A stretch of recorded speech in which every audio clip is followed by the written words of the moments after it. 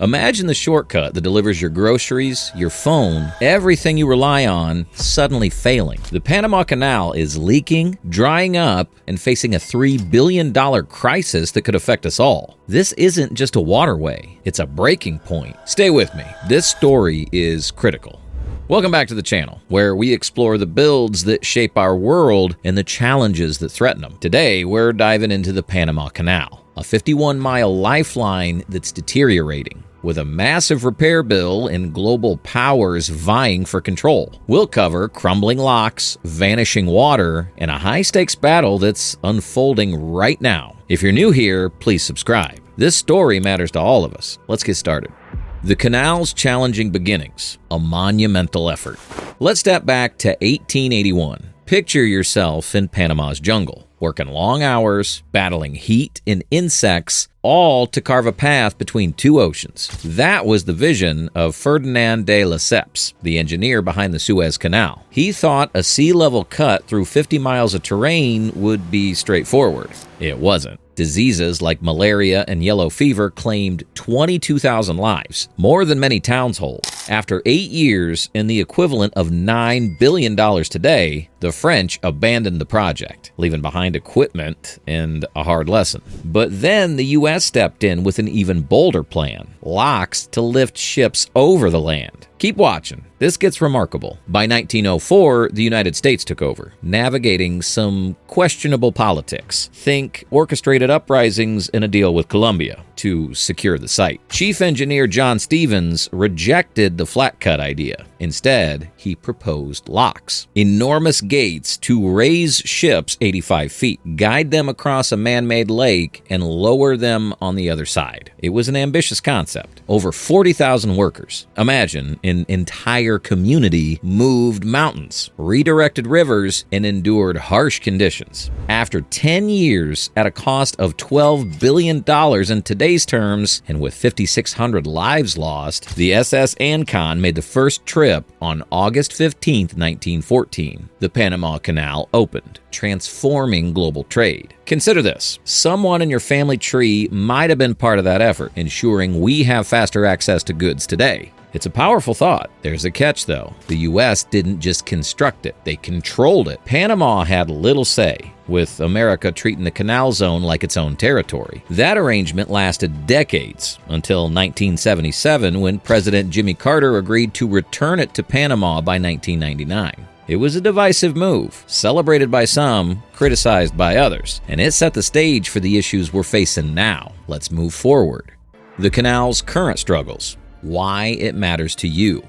Now it's 2025, and the Panama Canal remains vital, handling 12,000 ships annually, carrying 3% of global trade. That includes the items you order online or see on store shelves, but it's facing serious problems, and the impact could reach us all. Aging locks in crisis.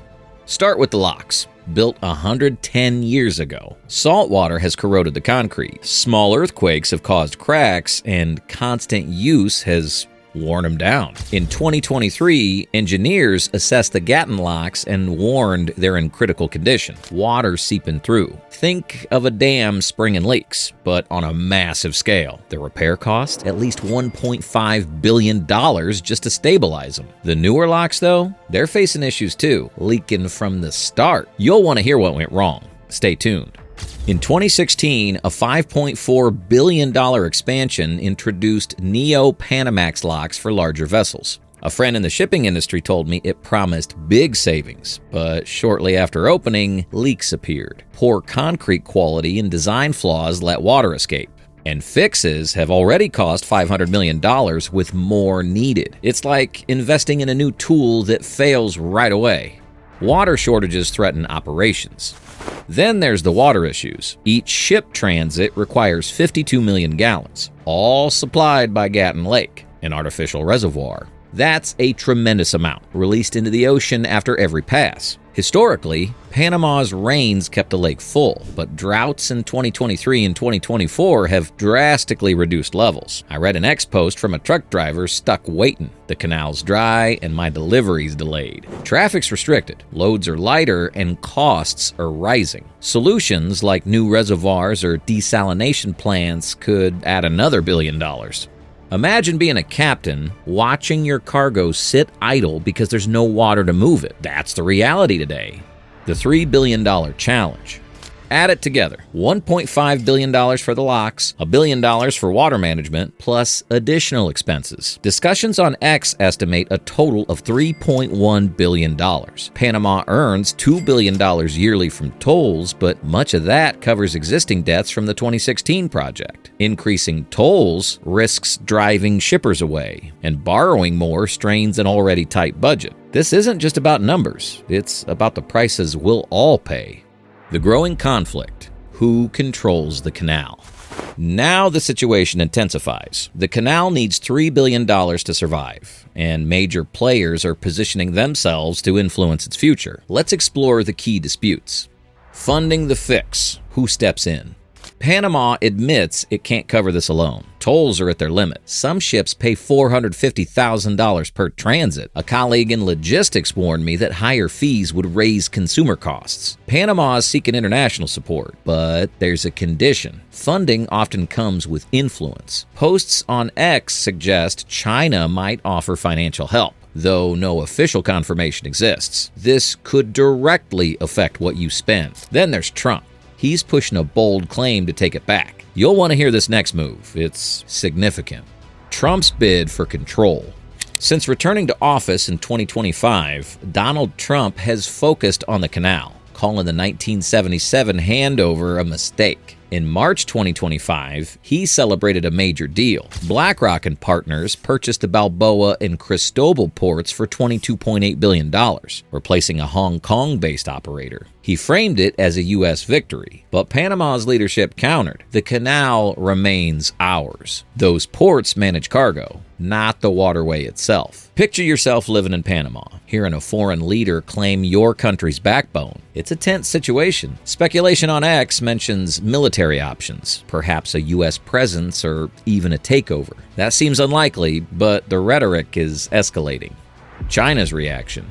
Before the sale, C.K. Hutchison, a Hong Kong company with ties to China, operated those ports. Trump's narrative that China secretly controlled the canal gained traction, despite no evidence. When the $23 billion deal shifted ownership to BlackRock, China protested, labeling it a setback. As the canal's second largest user, they have a stake. Some on X theorized China could fund repairs to maintain leverage, which would shift the balance. BlackRock's involvement, though, it raises questions too. Don't miss what's coming next. BlackRock's strategic move. Led by Larry Fink, BlackRock secured the ports with Trump's support. It's a profitable venture, potentially 15% returns, but Panama is cautious, investigating the deal's implications. Discussions on X range from concerns about foreign dominance to views that it's purely economic. With billions involved, the stakes are high and the outcome uncertain. Consider this. Decisions made far away could delay your next shipment. It's a real possibility. The future, repair or risk collapse. What happens next? If the canal fails, locks break down, water runs out, global trade suffers, and we feel it. Costs rise, deliveries slow, and competitors gain ground. The $3 billion repair is essential, not optional. Panama is exploring toll increases, loans, or aid from a major power. Will the U.S. intervene? Could China take a lead role? Or will Panama stand alone? The resolution is critical. Stay with me. The U.S. might invest, gaining influence. China could fund infrastructure, securing its trade routes. Panama wants independence, but financial pressures are intense. Climate change adds urgency. Droughts threaten viability, prompting ideas like pipelines or advanced water systems. The costs are steep, and this waterway's future affects us all.